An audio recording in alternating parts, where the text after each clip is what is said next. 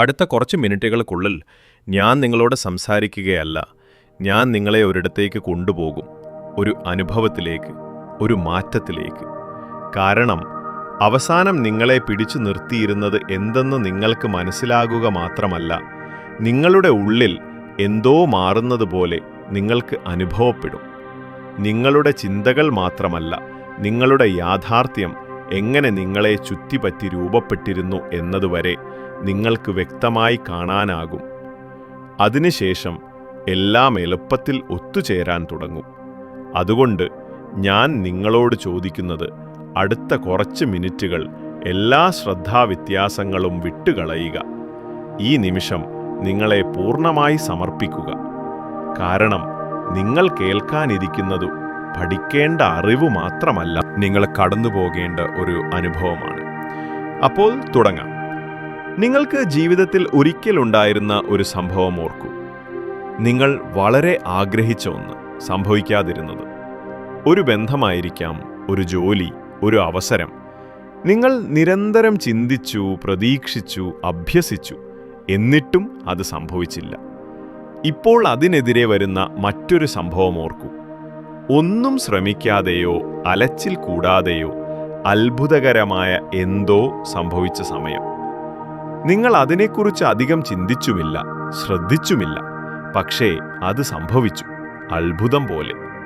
എന്തുകൊണ്ട് ഇങ്ങനെ സംഭവിക്കുന്നു?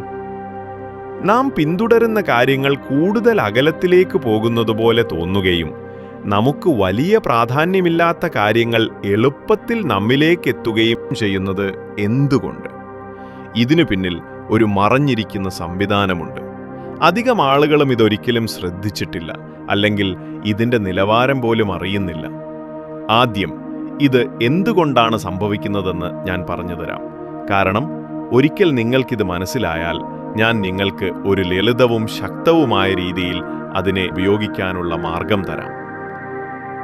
നിങ്ങളത് പ്രയോഗിക്കാൻ തുടങ്ങുമ്പോൾ ഒന്നുകിൽ നേടാനാവാത്തതുപോലെ തോന്നിയിരുന്ന കാര്യങ്ങൾ എളുപ്പത്തിൽ നിങ്ങളുടെ ജീവിതത്തിലേക്ക് ഒഴുകിവരും. നമുക്കിതിൻ്റെ കാരണം കേൾക്കാം. ഇതാണ് എല്ലാം മാറുന്ന നിമിഷം. പ്രപഞ്ചം, അല്ലെങ്കിൽ കൃത്യമായി പറഞ്ഞാൽ നിങ്ങളുടെ യാഥാർത്ഥ്യം, നിങ്ങൾക്ക് സംഭവിക്കുന്ന ഒന്നല്ല, അത് നിങ്ങളോട് പ്രതികരിക്കുന്ന ഒന്നാണ്. ഇതാണ് ആളുകൾ കുടുങ്ങുന്ന സ്ഥലം. നിങ്ങൾ യാഥാർത്ഥ്യം മാറാൻ കാത്തിരിക്കുകയല്ല, യാഥാർത്ഥ്യം നിങ്ങളെ കാത്തിരിക്കുകയാണ്. ചിന്തിച്ചു നോക്കൂ. നിങ്ങൾ എന്തെങ്കിലും ഒരിക്കൽ വളരെ ആഗ്രഹിച്ചു, അത് വരാതെ പോയി.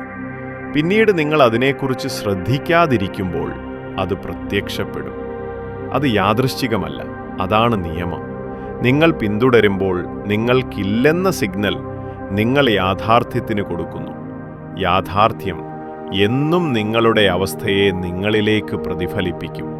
പക്ഷേ നിങ്ങൾക്ക് ആവശ്യം വേണ്ടെന്ന് തോന്നുന്ന നിമിഷം, പരിശോധിക്കുന്നത് നിർത്തുന്ന നിമിഷം, നിയന്ത്രിക്കാൻ ശ്രമിക്കുന്നത് നിർത്തുന്ന നിമിഷം, അപ്പോഴാണ് അത് നിങ്ങളിലേക്ക് വരാൻ തുടങ്ങുന്നത്.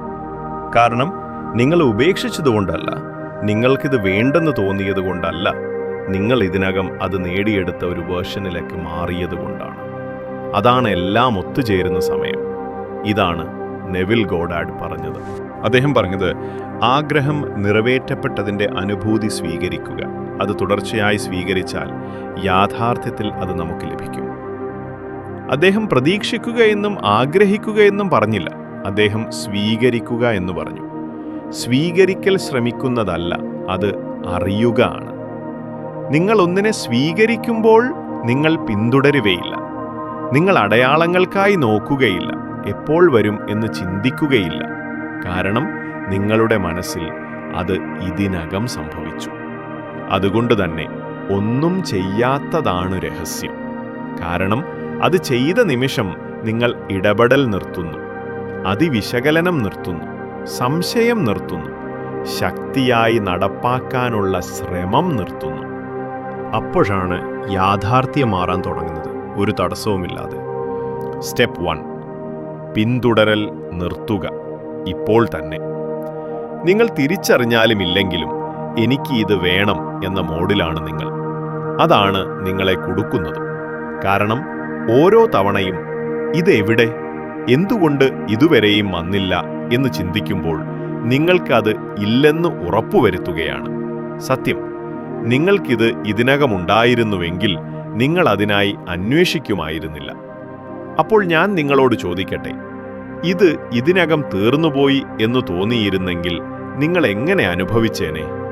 ആകുലരായിരുന്നേനെ? ഇല്ല. തുടർച്ചയായി പരിശോധിച്ചേനെ? ഇല്ല. സംശയിച്ചേനെ? ഇല്ല. നിങ്ങൾ ശാന്തവും ആത്മവിശ്വാസമുള്ളതുമായ നിശ്ചിതത്വമുള്ളവനായി ഇരിക്കും. സ്റ്റെപ്പ് 2, അവസ്ഥയിൽ തുടരണം. നിങ്ങൾ പിന്തുടരൽ നിർത്തിയതിന് ശേഷം അടുത്ത പ്രധാനപ്പെട്ടത് സംശയത്തിലേക്ക് വീഴാതെ അവസ്ഥയിൽ തുടരുക. കാരണം ആദ്യം നിങ്ങൾക്ക് ആത്മവിശ്വാസത്തോടെ ശരി, ഞാൻ നേടി എന്ന് തോന്നാം. പക്ഷേ കുറച്ച് മണിക്കൂറുകൾക്ക് ശേഷമോ ഒരു ദിവസം കഴിഞ്ഞോ അകത്ത് ചെറിയ ശബ്ദം വരും. പക്ഷേ അതെവിടെയാണ്? അതാണ് പരീക്ഷണം. കാരണം നിങ്ങൾ വീണ്ടും അന്വേഷിച്ചാൽ, വീണ്ടും സംശയിച്ചാൽ, വീണ്ടും പരിശോധിച്ചാൽ എല്ലാം റീസെറ്റ് ചെയ്യും. അതിനാൽ അത് തടയാൻ എപ്പോൾ അല്ലെങ്കിൽ എങ്ങനെ സംഭവിക്കും എന്നറിയാത്തതുമായി സന്ധി ചെയ്യണം. കാരണം ഭൂരിഭാഗം ആളുകൾക്ക് ഒരു നിമിഷം മാത്രമേ സ്വീകരിക്കാൻ കഴിയൂ, പക്ഷേ അവർ സമയം വിട്ടുകൊടുക്കാറില്ല. നിങ്ങൾക്കത് വിട്ടുകൊടുക്കാനായാൽ നിങ്ങൾ അടിച്ചമർത്താനാകാത്തവനാകും.